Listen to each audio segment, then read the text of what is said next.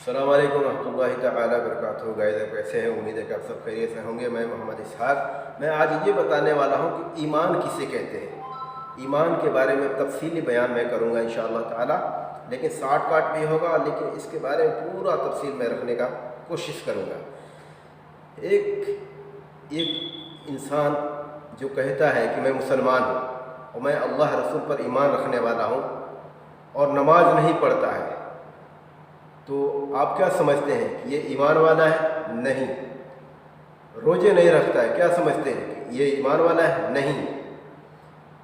اور زکوٰۃ کے لائق ہے لیکن زکوٰۃ نہیں دیتا ہے، تو آپ کیا سمجھتے ہیں یہ ایمان والا ہے؟ نہیں۔ میں ایسا کیوں کر رہا ہوں؟ میں آپ کو کلیئر کر کے بتاتا ہوں کہ ایسا کیوں کہہ رہا ہوں میں۔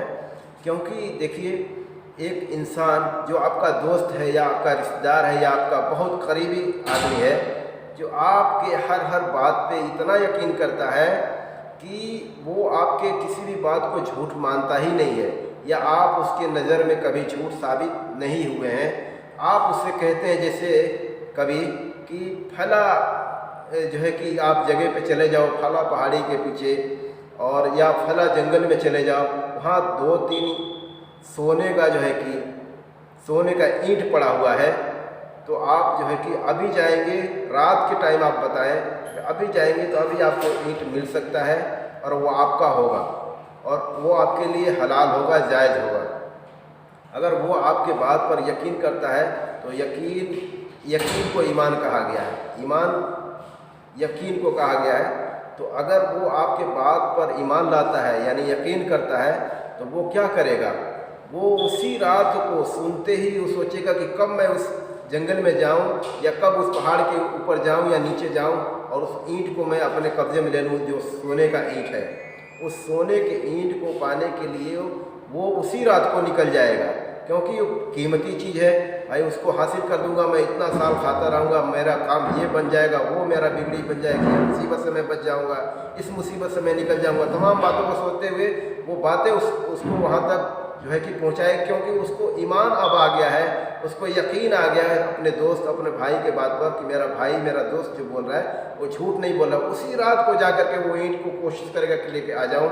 اگر ایک انسان کہہ رہا ہے کہ میں مسلمان ہوں، میں ایمان والا ہوں، اس کے بارے میں قرآن میں اللہ تعالیٰ فرما رہا ہے کہ 12 رکعت جو سنت موقدہ ہے وہ پڑھنے پہ اللہ تعالیٰ قرآن فرما رہا ہے، جو فجر میں 2 رکعت سنت موقدہ، ظہر میں 6 رکعت سنت موقدہ، اور مغرب میں 2 رکعت سنت موقدہ، اور عشاء میں 2 رکعت سنت موقدہ، یہ 12 رکعت جو سنت موقدہ خالی ادا کرتا ہے، اللہ تعالیٰ قرآن میں فرما رہا ہے کہ محمد صلی اللہ علیہ وسلم، ہم ایسے بندے کے لیے، میں اپنے بندے کے لیے، اس بندے کے لیے جو ہے کہ 12 منزل کا جنت میں جو ہے کہ گھر بناتا ہوں، اور وہ سونے کا رہتا ہے، اس میں پلیٹیں بھی سونے کی ہوتی ہیں، اس میں جو ہے کہ کٹوری چمچ جو بھی چیزیں ہوتی ہیں ساری سونے کی ہوتی ہیں۔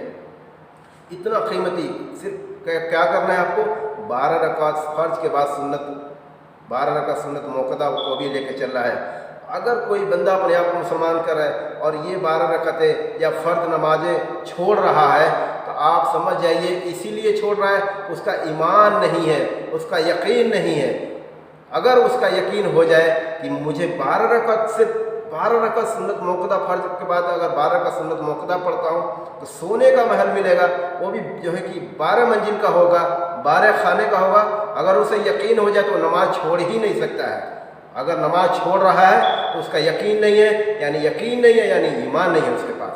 یہ ایمان کا کنسیپٹ ہے، ایمان کا بہت بڑھیا خلاصہ میں جو ہے کہ کر کے آپ کو کلیئر کر کے بتا رہا ہوں، تاکہ موٹا سے موٹا دماغ رکھنے والا انسان سمجھ سکتا ہے۔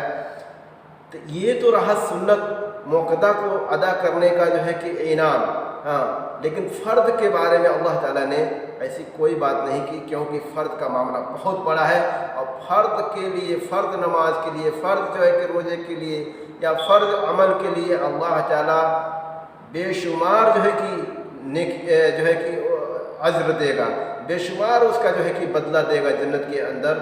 کیا جو ہے کہ ایک آدمی اپنے آپ کو مسلمان کہتا ہے، اس بات کو سمجھ سکتا، اس بات میں یقین لاتا۔ اگر آپ اپنے آپ کو مسلمان کہتے ہیں تو یقینی مسلمان بنیے۔ اگر آپ اپنے آپ کو ایمانی जो है कि कहते हैं कि मैं ईमान लाया और मैं ईमान वाला हूँ, तो यकीनी ईमान लाइए, यकीनी मुसलमान बनिए और अमली मुसलमान बनिए। अमल करके साबित कर दीजिए अल्लाह को कि आप उसके नेक बंदे हैं, आप उसके और उसके रसूल के बातों को सिर्फ सुनने वाले नहीं, मानने वाले भी हैं और उस पर अमल करने वाले भी हैं, और अमल करके दिखाए।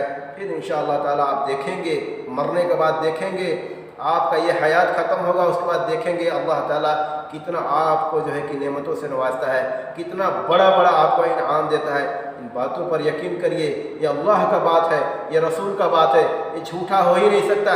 दुनिया के किसी भी इंसान का बात झूठा हो सकता है, अल्लाह का बात झूठा नहीं हो सकता, रसूल का बात झूठा नहीं हो सकता, अल्लाह का जो है कि वादा झूठा नहीं हो सकता, रसूल का वादा झूठा नहीं हो सकता।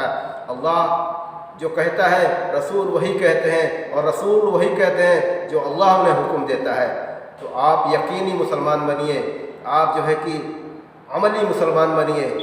अगर आप आखिरत में मरने के बाद वाली ज़िंदगी में कामयाब होना चाहते हैं और इस अल्लाह रसूल के बातों पर जब अमल करेंगे, तो सिर्फ मरने वाली ज़िंदगी जो है कि आपकी सही नहीं होगी, दुनिया की भी ज़िंदगी आपकी बेहतर और खुशनुमा और जो है कि अच्छा बनेगा और अच्छा होगा।